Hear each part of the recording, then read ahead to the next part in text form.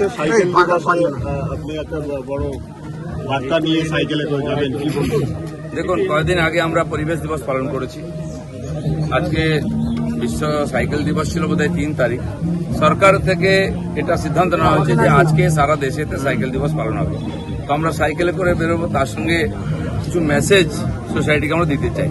স্বচ্ছতা রথ বেরোচ্ছে, স্বচ্ছ জীবন পদ্ধতি, প্রকৃতিকে স্বচ্ছ রাখা, নিজে স্বচ্ছ রাখা, সুস্থতার জন্য, তার জন্য প্লাস্টিক বর্জন করা, বিনা কারণে পলিউশন না করা, নিজের জীবনে মিনিমাম যান্ত্রিকতা ব্যবহার করা, বিনা কারণে এসি না চালানো, বিনা কারণে গাড়ি না চালানো, যাতে পলিউশন কম হয়।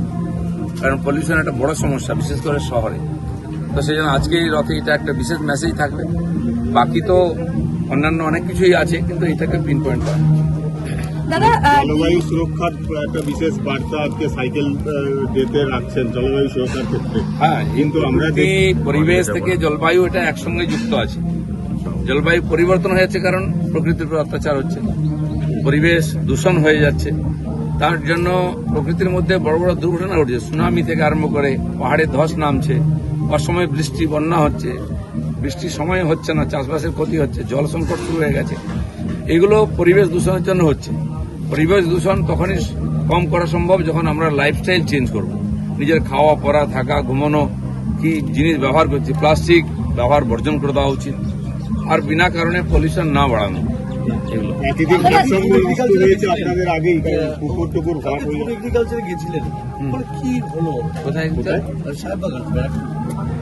সাহেববাগান ব্যারাকপুরে যে এসিআইআর যে জুট রিসার্চ সেন্টার, পাট জাতীয় 6টা ফসলের উপরে ওখানে রিসার্চ হয় সেখানে, এবং ধানের উপরে রিসার্চ হয়। নতুন ধানের বীজ তারা ওখানকার বিভিন্ন চাষিদের ডেকেছিলেন, 150-200 জনকে ধানের বীজ দেওয়া হয়েছে। সেই বিতরণ ছিল, চাষিদের সম্মেলন ছিল, কৃষক সম্মেলন, তার জন্য গেছিলাম।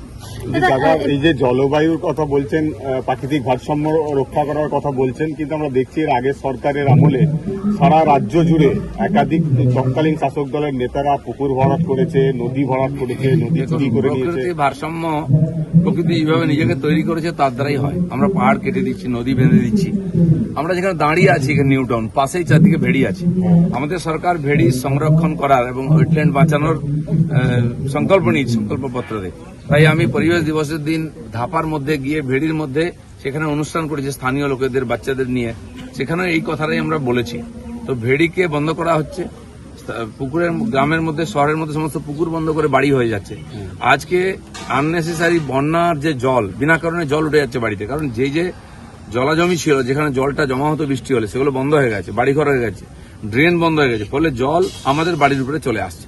সেই জন্য এটা সতর্কতা করা, আইন দিক দিয়ে কড়াকড়ি করা, দুটোই করতে হবে। প্রথমত মানুষকে জাগ্রত করতে হবে যে এদের তোমারই ক্ষতি হচ্ছে, প্রকৃতি নষ্ট হয়ে যাচ্ছে। সেই জন্য এই ধরনের আয়োজনের দরকার আছে। গতকাল রাতে তোলাবাজি অভিযোগে গ্রেপ্তার হয়েছে পাপ্পাদিত্য দাশগুপ্ত, কাউন্সিলর, একে একে গ্রেপ্তার হয়েছে। সকালবেলা ভগবানের নাম নেই, ওইসব নাম বাদ দিন, যে যা করবে তার ফল ভুগতে হবে। দাদা, পরিবেশের পাশাপাশি কি সমাজ সংস্কারের কাজেও নামছে বিজেপি? সবই আছে। সমাজ সংস্কার, সময় না থাকলে কার উপরে রাজনীতি হবে? সমাজকে দূষণ করা, সমাজের মধ্যে অব্যবস্থা, ভয় নির্মাণ করাই রাজনীতি দলগুলোর কাজ হয়ে গেছে। শাসন ক্ষমতা ধরে রাখা, এটা আজ নয়, সে রাবণ, কংস, দুর্যোধনের, শিশুপালের সময় থেকে চলে আসছে ভয় দেখিয়ে রাজত্ব করা। সে ভয়মুক্ত শাসন, এখানে ভয়মুক্ত শাসন হয়েছে। আর মাননীয় প্রধানমন্ত্রী বলে গেছিলেন ভয় আউট, ভরসা ইন। তো মানুষ করেছে, তাই ভয়মুক্ত শাসন হয়েছে, মানুষ নির্ভয় জীবনযাপন করবে।